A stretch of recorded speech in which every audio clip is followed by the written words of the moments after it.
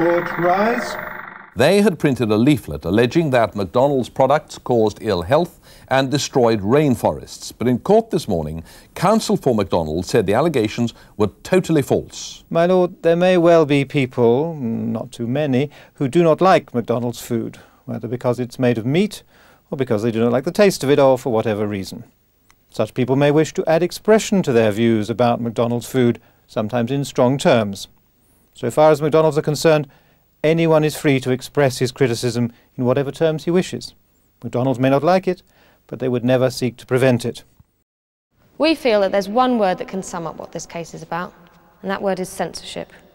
McDonald's are using the libel laws of this country to silence and censor their critics. During this trial, we intend to show that the public face of McDonald's is a fraud, and that the truth that lies behind their image is far from savoury. We believe it is not only the public's right, but also their duty to criticise those with wealth and power in society. We do believe that the fact sheet is true and fair comment. We are unpaid, unrehearsed, inexperienced, we have little time to prepare, we're extremely nervous, and probably what might happen, it is possible, is that Mr. Rampton will wipe the floor with us.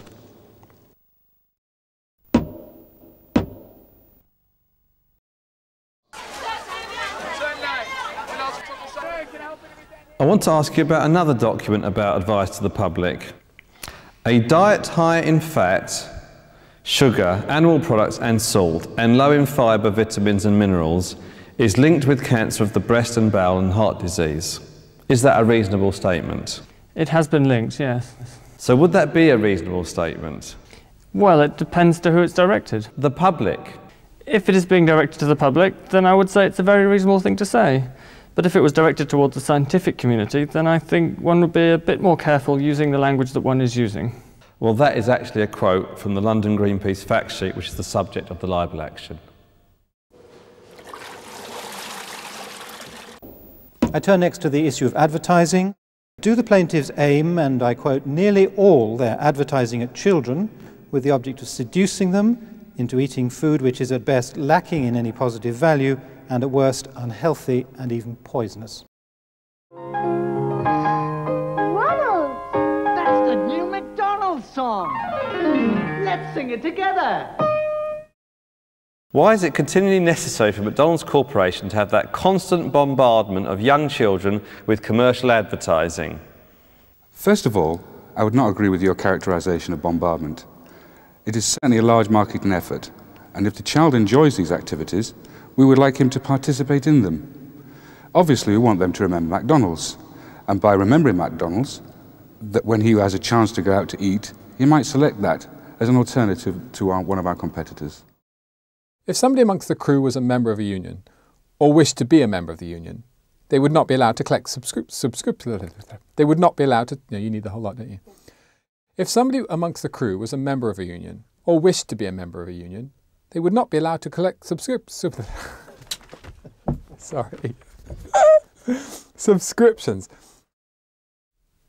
Argument missed out. What the hell? Oh, excuse me. They would not be allowed to pass out any written information, any leaflets, would they, to fellow crew members? No. Can I summarise it in this way? That's it. Should we do the whole... Really? It's just awful. Is it not a fact of life that virtually every main street has a great amount of McDonald's packaging? No, it's not a fact of life. Dozens, if not hundreds of items? Not a fact of life. I walked through Paddington this morning. I found one McDonald's package, which I disposed of. So I think that is a gross overstatement. There were 2 on Waterloo Bridge this morning, but I did not dispose of them, I'm afraid. I would have done. You have said that in the UK there is no significant landfill problem. I don't think so. You do not think there's a problem? No. Right, so you're saying that as long as there's room in the dumps, then there's no problem with McDonald's dumping their waste in the ground, yeah? And everybody else's waste. Yes, that is true. Right, OK, so you do not see any problem with the dumping of waste? I can see it to be a benefit. Otherwise, you will end up with lots of vast, empty gravel pits all over the country. So you are asserting that it's an environmental benefit to dump waste in landfill sites? Could be. It could be?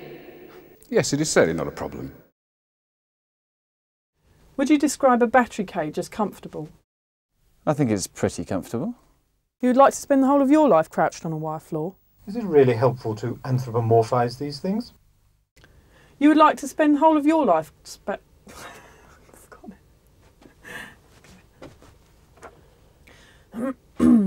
You would like to spend the whole of your life sorry. Sorry. Okay. Are you seriously asserting that it's comfortable for chickens to stand on wire floor for the whole of their lives? I do not know that it is not, so how can I say? You do not know that it is not? No, any more than you do.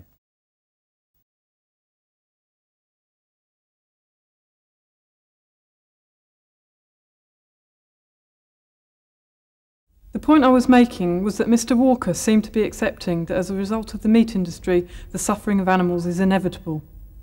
Is that correct? Are you asking me a question? Sorry. As a result of the meat industry, the suffering of animals is inevitable. The answer to that must be yes. Thank you, Your Honour. Thank you, Court.